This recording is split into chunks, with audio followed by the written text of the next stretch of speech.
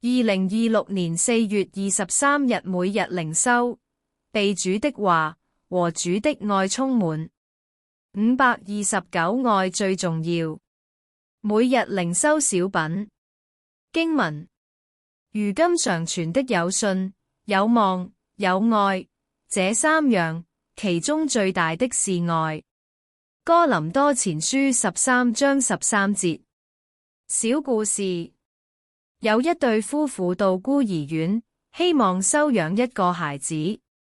在會見一個小男孩時，他們對他說會送給他許多東西，但那個小男孩卻說：若你們所給的是大多數孩童都有的良好家庭、衣着、玩具和別的東西以外，就再也沒有別的，那我還是留在這裏好些。婦人很驚訝地問他：那你還想要什麼別的呢？小男孩說：我單單要有人愛我。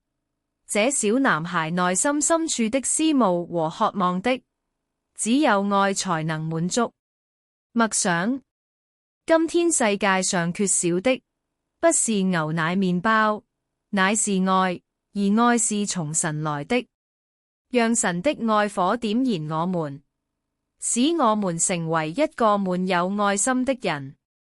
禱告：我們天上的父神，你的愛海闊天空，何等偉大，賜給我們新生命。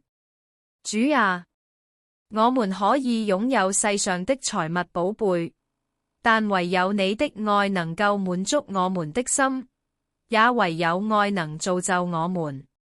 因着你的愛，我們也能夠愛人如己，因為愛能使我們彼此包容和接納，並且得你的喜悅。感謝你。禱告是奉主耶穌基督的名，阿門。